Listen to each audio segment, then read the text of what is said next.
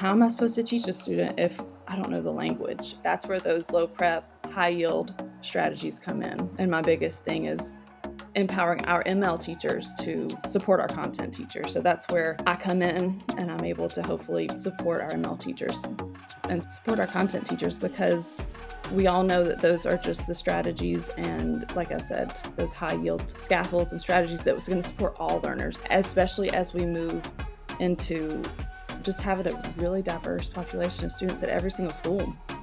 Hey everybody, welcome to the ML Chat podcast.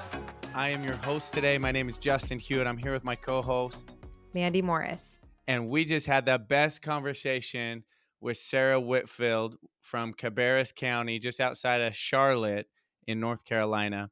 Mandy, I loved a lot of the things that Sarah talked about as far as working in small groups and her summer camps or summer school.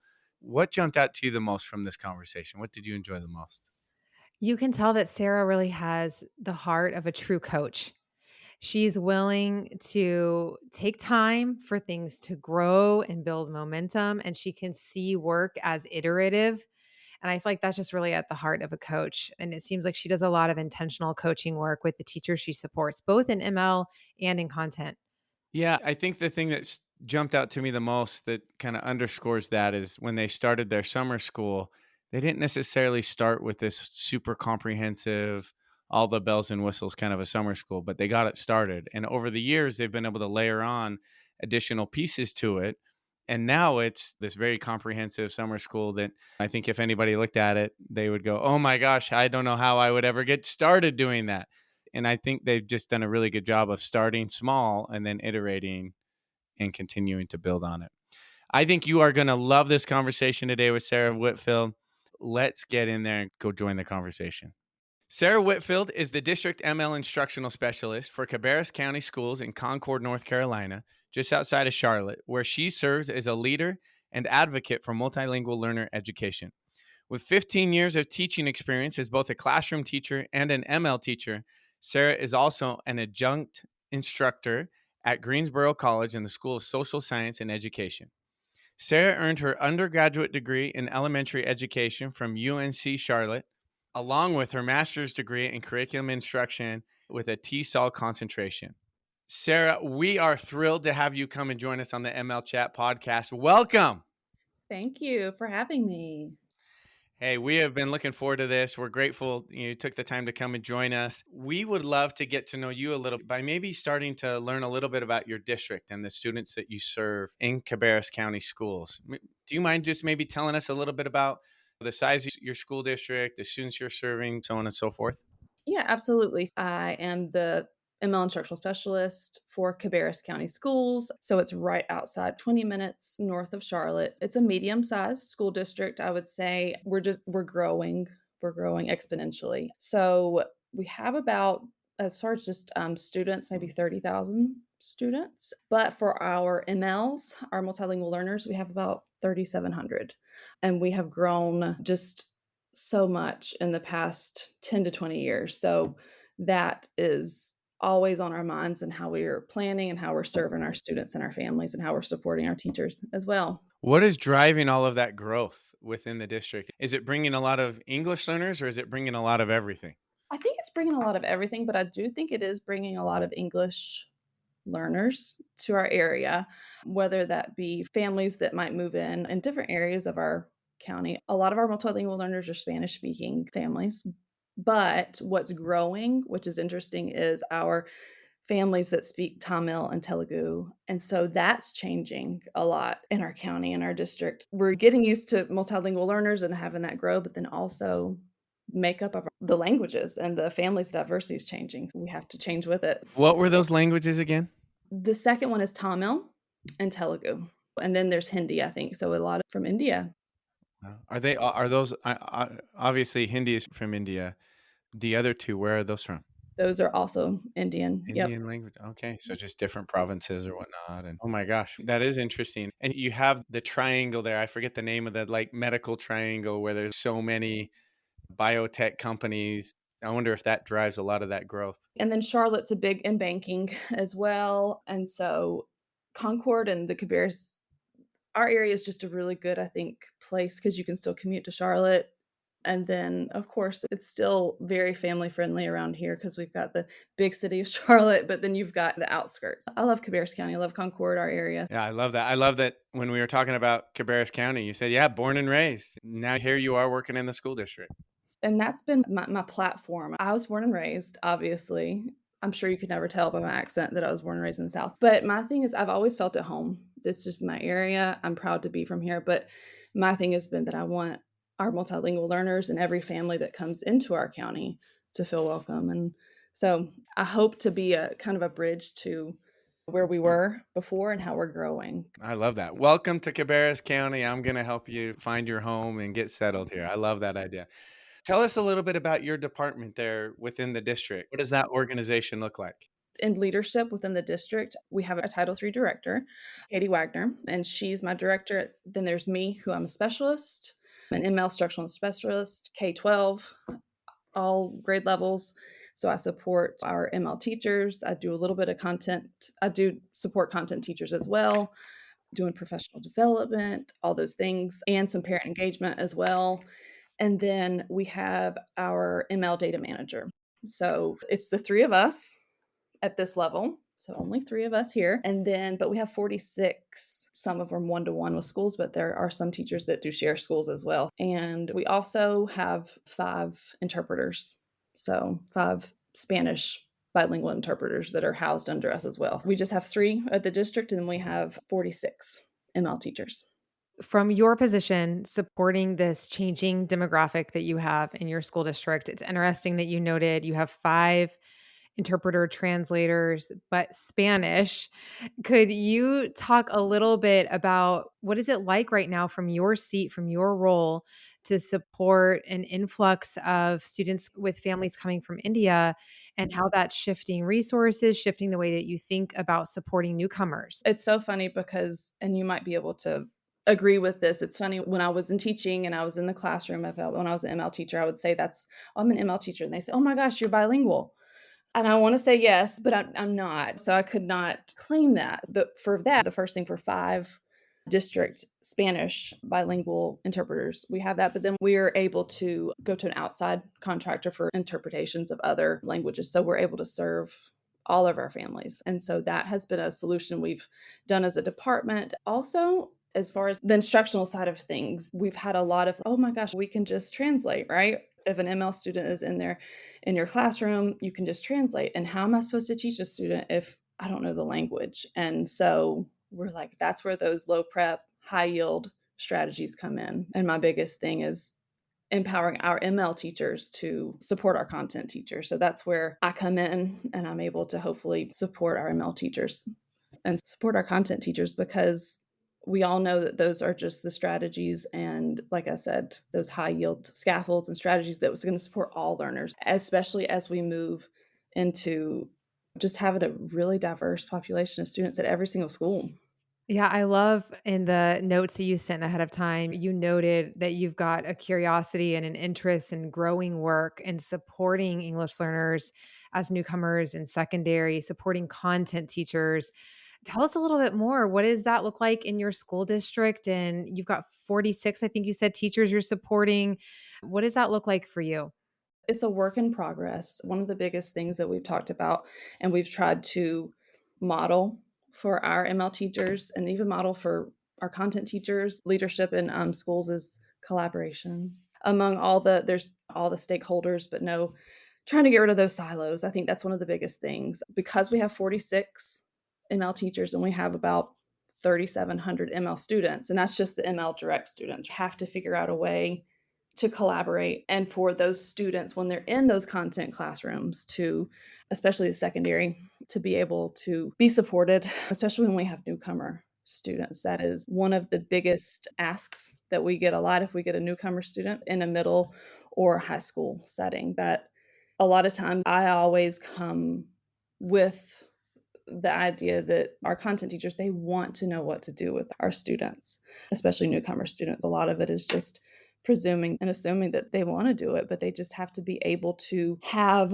tangible, practical things that they can use. What I've done in the past is I've done language rich classroom PDs. And sometimes what we've done instead of having whole staff PDs is being able to say, we have done those things, but what we're trying to do now is train our teachers, train the trainer, train our ML teachers to go forth and to do those things in their schools. So that's been one of the biggest things we could do as far as professional development. But also, we've done a lot of culturally responsive professional development and coaching on that when you do get newcomers about acculturation and how we can support these students linguistically and social emotionally. I love hearing you talk about the content teachers and that you have to approach it assuming that they are looking for resources, that they want help to do that work. And I feel like I hear a fair amount, which is that our content teachers don't necessarily care, or maybe they do care, but they don't have time. They're teaching so many classes, they got so many students all together. How can I really worry about this newcomer in this class or here or whatever it might be? But for me, it feels like you flipped that over and you said, they do want the resources. They want help. I'm wondering where that comes from your perspective, because that does feel different than the narrative that I hear often out there. So it probably comes from my experience as a classroom teacher before. To be transparent, I've had more experience as a ML teacher than I have as a classroom teacher, but I think I come from a place of empathy and understanding how I felt as a classroom teacher.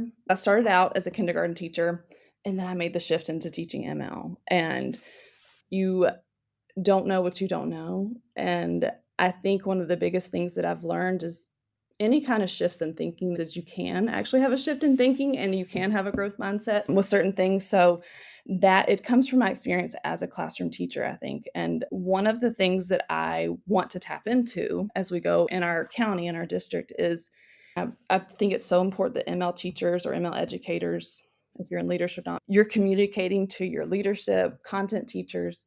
But I also want to flip it a little bit and talk about how content teachers can help us. Like, I want it to be a two-way street a little bit because there's so much we can learn. I think all through the years that I've worked, I love co-teaching, collaborating, but some of the best things I've learned has been from content teachers. And that's one of the best things to be an ML educator is to be able to go in all these classrooms and see the great things that they do. What I've taught my teachers this year has been great. We're training our teachers, we're giving them professional development. What we have done is we've given them guidance to go into grade level meetings, PLC meetings, ways that they can communicate with their content teachers. And one of the things that we did was we made sure to tell them before you go into a PLC meeting or a grade level meeting, first of all, set the scene. How would you like for this to go? Do you want me to plan along with me? Would you like to talk about a student in particular? How would you like our time to be used best? So as I've gone in and collaborated with content teachers and as our ML teachers have, that has been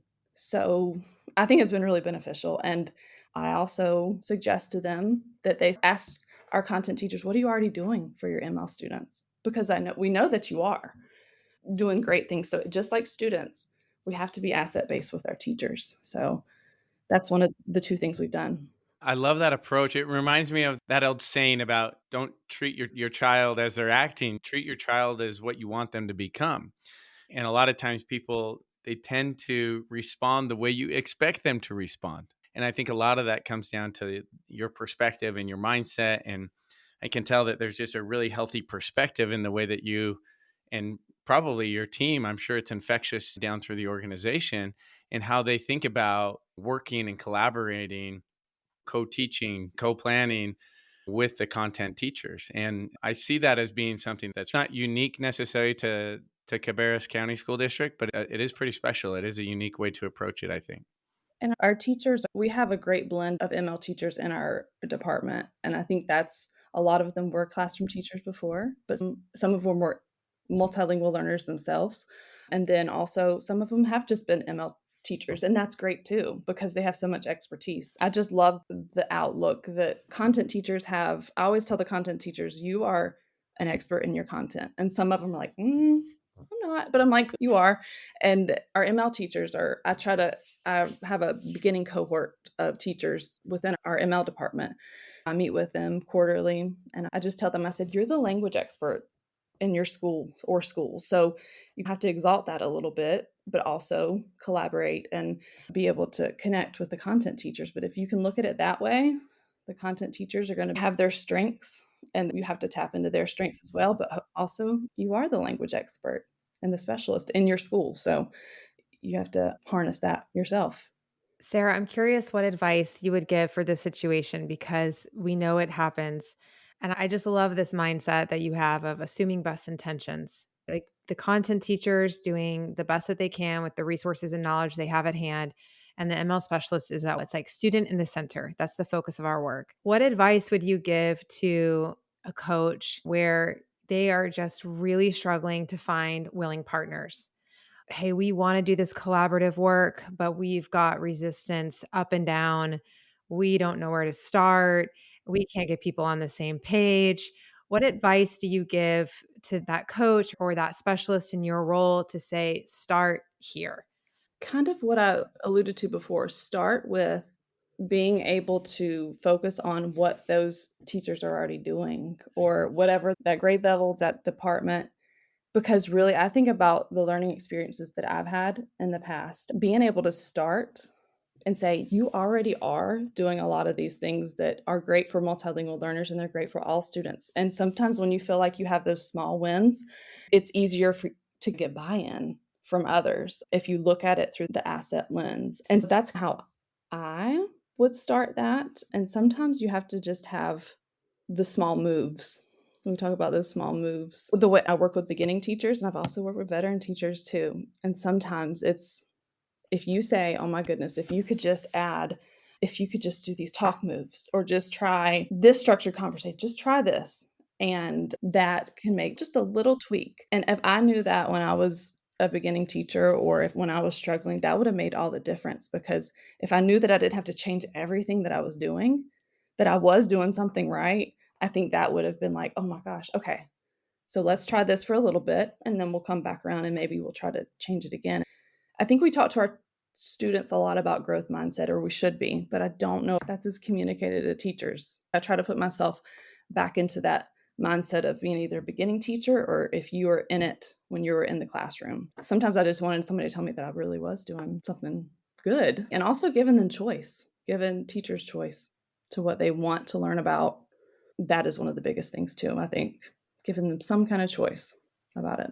It's awesome that you have such a great team out there, 46 ML specialists or teachers out in schools and that you're working with and doing that work. What does it look like for training, for professional development? I imagine that you're doing a lot of that coaching and training and kind of putting systems in place. Do you have pods where you work with the K5s or maybe you break them up by K2 or 3 through 5 and 6? Anyways, how do you break that up to make sure that you're working with your teachers and giving them the supports that they need?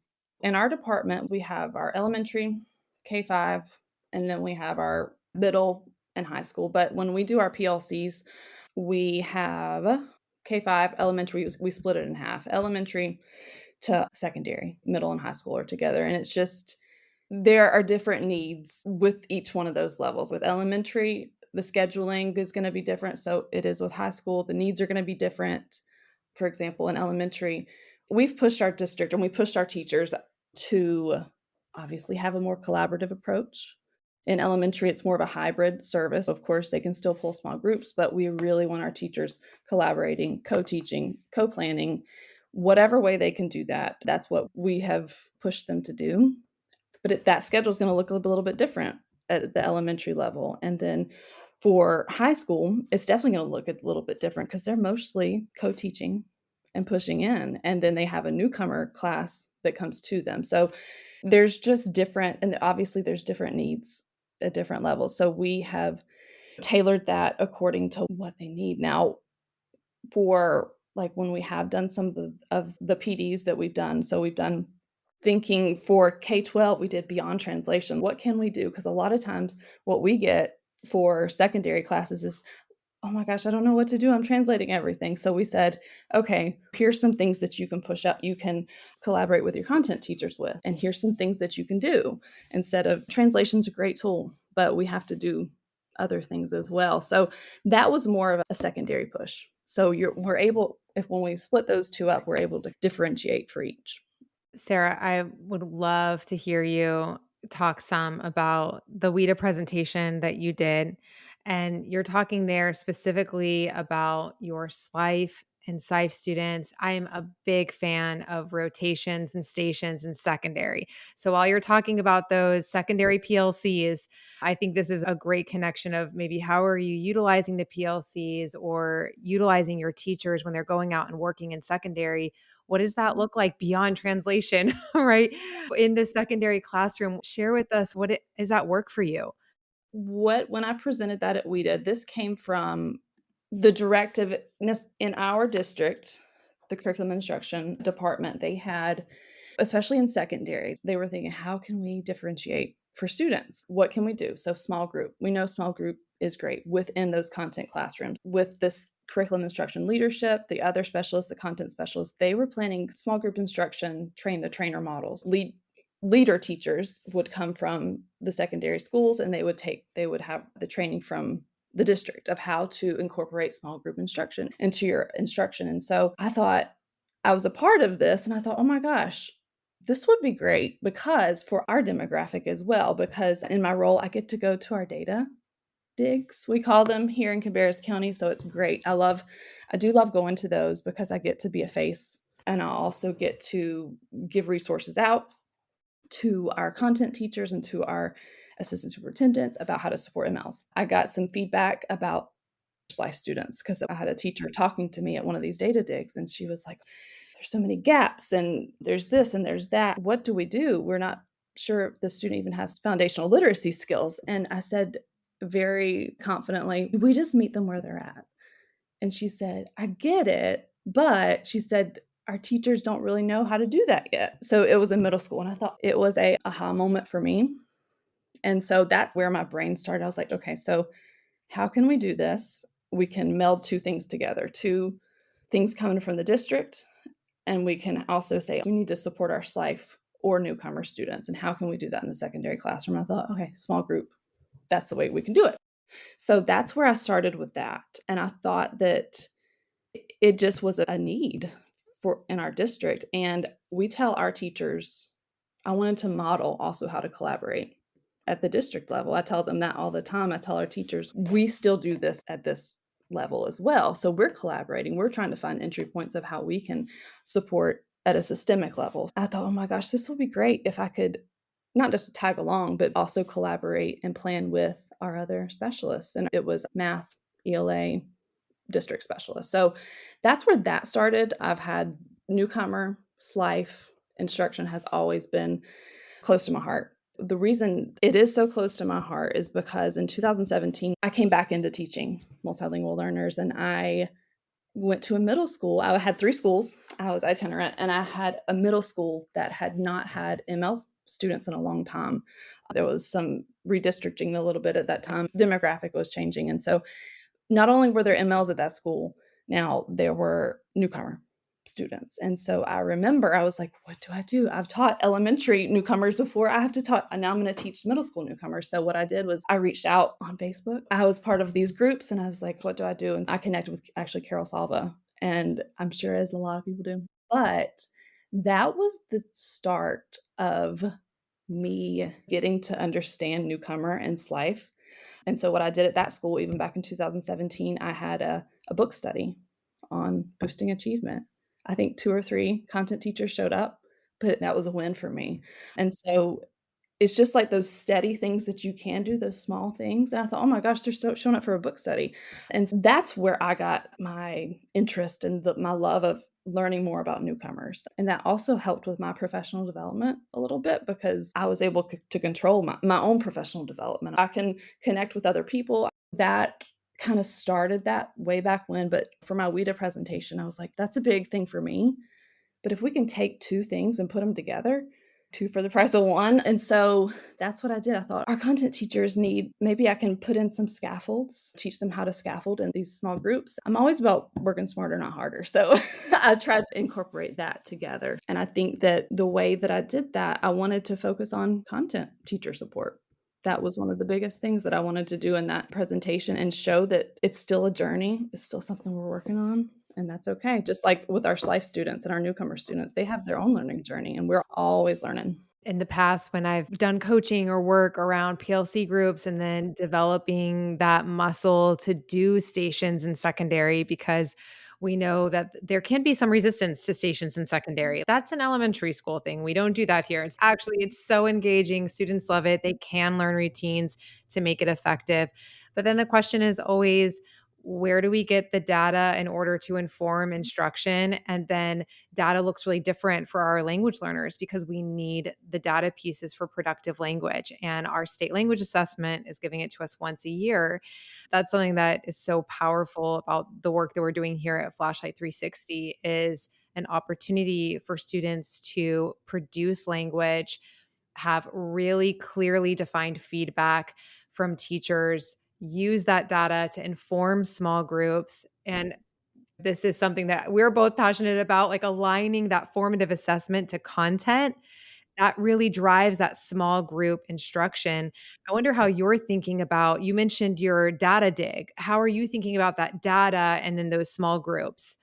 They have it's through ELA, it's math, there's a lot of different data, but you're right, that's only sometimes it's the data that we have through benchmarks, especially, it's maybe 3 times a year. And like you said, the state, like we do access testing, so it's only once a year. What I told them to do is doing the formative assessments. It's through writing and looking at the writing, but I do think honestly, it is hard sometimes for teachers to be able to look at those things. We know, okay, we have a rubric. They're supposed to have this according to their language level, their proficiency levels, but I can see it being more streamlined, maybe, if you had something. Yeah, no, I think so too. It's something that you said earlier, Sarah, about your ML teachers are specialists. They're the language specialists. And it's just interesting to me that so often when I feel like our ML teachers walk into a PLC, oftentimes they walk in empty handed. They might have that rubric, but that's about it. It's interesting because sometimes they walk into that PLC and they feel like they're almost less than the content or the classroom teachers. And so for us at Flashlight, Mandy, I loved you talking about the formatives and the power of being able to get that data. Ultimately, one of the things that we've heard is from our ML teachers that when they can walk into that PLC meeting, and now not only do they have right now data on their students in regards to their speaking and writing from Flashlight, but they also can play the student's recording and show the teachers what this student can do and where there's work to be done. And the powerful thing about that is now that ML teacher gets to feel like a specialist. They get to really adopt that mindset and run with that. And I think it changes the perception of the ML teacher within that PLC. And so maybe talk to us a little bit about how important planning, whether it's in those PLCs or it's just co-planning, and how important that is to the success of doing this small group work like you're talking about. So I think that is where the ML teacher can be an asset to how we can take their language proficiency data, whether it be formative or summative, and we can say, you know what, right now, this student is maybe working at the word phrase level right now. So we can plan some things. Maybe we can have some sentence frames and we can expand that in the small group. Say if it was a small group with writing, I do think that co-planning is so important with that. We've also told our teachers, we said sometimes co-planning one-on-one, they're like, oh, but Sarah, we don't have co-planning time. There are other ways that we can do this and we're able to share. I also think we talk about, we say co-planning, co-teaching, any way you can collaborate, but co-assessing is a big idea too. That is another entry point that we've told our teachers to be able to co-assess or to talk about some of the assessments that they've had, whether that be their classroom benchmark data that you can look at that will give you some ideas, but then also we know that the language part, we have to put that language part in as well. And a lot of times our teachers, they have, of course, they have the work samples and things like that. But I do think when you think about it, because we tell them our teachers definitely do a lot of speaking practice and things like that. But it is good to share those things because I know when I was a classroom teacher, I didn't think with the domains of language. I knew that I had to teach students how to read and I knew I had to those things, but that's where I think that ML teacher can come in and say, oh my goodness, this student, we know his speaking level. We need to work on that. What are some ways that we can put some structured conversations in? What are some ways he or she's going to be able to practice his speaking proficiency with the content? And so those are ways I think that the ML teacher can be an asset. And again, I always tell my teachers to have an idea, to be able to go in with something is great, whatever kind of information you have on a student. And sometimes we have our language assessment, but it's always good to have more on hand. And whether that be work samples, whether it be just have a good idea of what the whole child can do. Because, like I said, I put myself in the content teacher's perspective, and I didn't think with the domains of language. And that was just me being reflective and transparent. And until I started to do that, and once you talk to teachers as the ML teacher, once they talk and you're able to tell them, I think it's like, ding, oh, maybe we do need to work a little bit on speaking. Maybe I could put a few more things in here to help with that. Sarah, I'm so excited, and I want to make sure we have time in our conversation to go here too. I'd love to hear you talk some about your summer programming. I'm super excited to hear about what you're doing. I think a lot of school districts are looking at opportunities to support language learners through the summer. Talking about data again, that's an important opportunity for us to have baseline data for students before the school year even begins, to set them up for success before the school year begins. How are you integrating that program? What does it look like for your school district? And what are the outcomes you're really driving towards? It's the summer enrichment program for first year secondary newcomers. What we've done in the past, before I got in this position, I was actually a teacher in this program, and it is 2 weeks long. And I make sure that we have given it the name of a summer enrichment because it gives our students opportunities. We start thinking about the future for these students. Of course, they're going to get practice with academic English and the content through this program, but they're also gotten opportunities for community leaders, community partners to come in and talk to them about what's available to them, what is in their future. So that has been one of the best experiences that's come out of my job. Like I said, I was a teacher before, but we do it at the end of the school year in June usually, and we provide everything. Like we will provide lunch, we provide technology for them. I think I opened it up to second year last year, so it's first and second year, and it's interesting because it's like lots of different languages. So it's 6 through 12, students 6th grade through 12th grade. And we have our ML teachers teach them too. So I always contract 4 of our ML teachers, and some of them might be bilingual as well. So what we do is they have a time in the day where it's half day.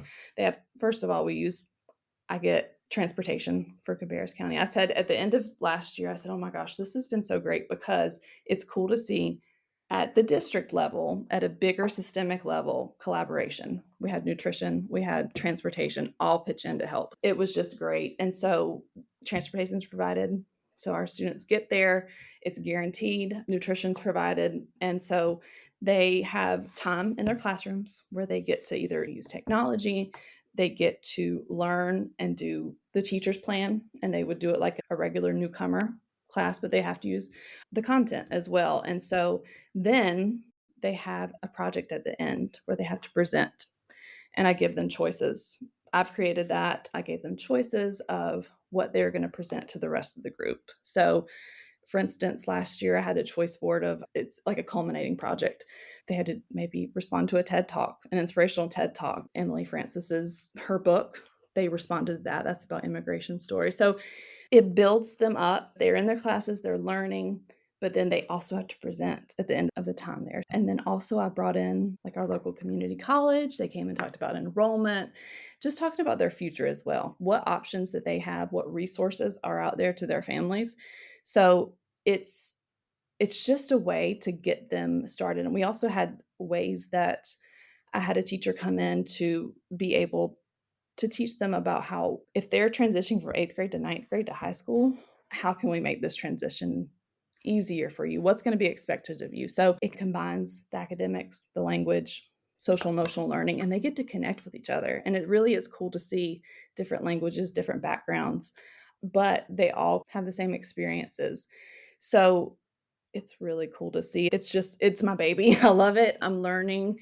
And one thing that I would like to do this coming year is put a parent engagement part to it. I think we could really just thinking about how we can strengthen a partnership and just to understand how the parents of our newcomers could see they have so many assets and so many great things that they're already doing for their students, and also just be able to partner with them would be great. So that's what I'm thinking for as we move forward, and I've thought about we do it in June, and I thought about what if we do it not at the end of the year, but if we do it for the school year. That has been how I'm gonna shift maybe as well, because I think that's gonna be so important to get newcomers ready if they're making that transition from either 5th grade to 6th grade or 8th grade to 9th grade, and getting them ready for that. So those are just thinking ahead. It's been such a great program. So many connections are made within that. And again, so many connections are made from the outside community. I love going back earlier in the conversation, you talked about small moves, and I feel like what we're hearing from you over and over again is that this work is incremental and you're growing it. And I love hearing about when we started the summer program, it was this, and then it grew, and then we added our second year kids, and now we're going to extend it to families. And it's doing a summer school program is big work. And I love hearing about the collaboration. Sounds like it's just at the heart of everything that you do between your ML specialists and the content teachers, transportation and nutrition, and your teachers for the summer school program. So it sounds like there's such good work going on in your school district and that it's continuously growing with really collaboration and assets at the heart of it. We would love to do some rapid fire questions here as we're coming closer to the end of our conversation. These are fun, like a few questions, and we'll hear your responses, giving some advice to the teachers and other specialist coaches here listening today. What is one piece of advice that you would give to an ML teacher? Just being able to shift what you think. It is okay. Like that, again, that's one of the biggest things. Just being able to say, oh, I thought this before, but now I'm learning something else, whether it be about a student, another teacher, or a parent, whatever. Oh my gosh, I thought this before. I might have made an assumption. Oops, let me change how I'm looking at this. Another thing, pause. That's rapid. Just pause. Sometimes if you get stressed, just pause. I'm all about that patience. So yes, That's so good. Take a breath. just be in the pause. It's fun. Yeah, respond instead of react. I love that. I think that many of the worst decisions we make in our life are because we reacted instead of responded. And I love that idea of just pausing. Tremendous advice. All right, next in the lightning round, what is one practice that you see, whether it's in classrooms or maybe you've read about or you've done yourself, but what is one practice that you would love to see implemented more? I am big right now just on structured conversations, just talking, increasing speaking. Gosh, that's what I see in classrooms. And that's the feedback when I was a classroom teacher that I always got. They're like, oh my goodness. And before I became a language teacher, you need to get them to speak more. And I was like, why? Because we know you're on a pacing guide as a classroom teacher. And I was like, why? But now I see it. And I also see it when I do professional developments. I have to stop myself. I think, oh my gosh, I've been talking for 10 minutes. I need to give them some time to just process it and talk with each other. So being able to give conversation, just letting, and it could be just be chatter. It doesn't have to be overly formal. Just let them talk. That's so good. I love that advice. And I love you talking about the structured conversations. That's really powerful. And yeah, for adults too, for the professional learning that you're leading in your school district, we all process by talking things through. So I love that. Thank you. Okay, next up, tell us about a light bulb moment or experience that changed your approach as a language specialist, a language educator. As a learner myself, I know a light bulb moment when I was talking about professional development. 'Cause I give professional development. That is me right now. I The light bulb moment came when I knew that I could take charge of my own professional development, that I could make choices and I could do things that were not I could have a PLN, I could have a professional learning network, I could make connections. So that was the light bulb moment that changed. And as far as my students, I can't think of necessarily one magic moment.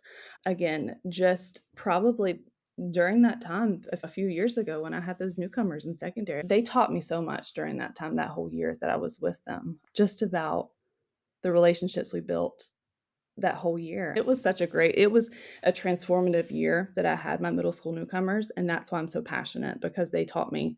It was just a ding light bulb moment of what they can do so much. And I, again, like I said before, I might have thought something before and I was able to have more asset mindset. Yeah, that was probably the light bulb moment, light bulb year for me.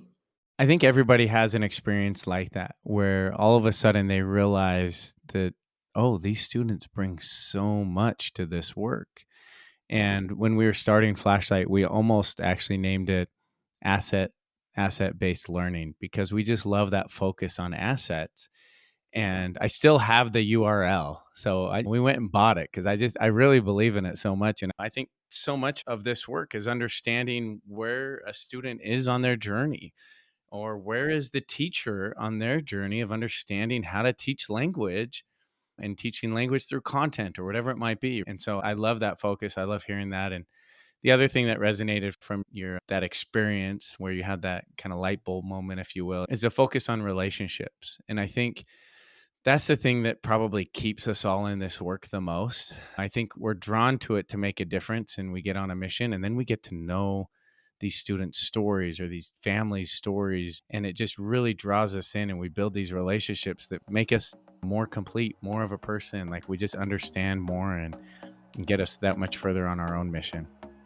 Absolutely. It's that I think the students, and like I said, I'm from here, Cabarrus County, and just a girl from Cabarrus County, but I say it all the time that our students bring so much to us. They bring the world to us. And so that has been that group of students, but on continuing on the students I meet every day in our schools and our newcomer program that we have. So they make it happen.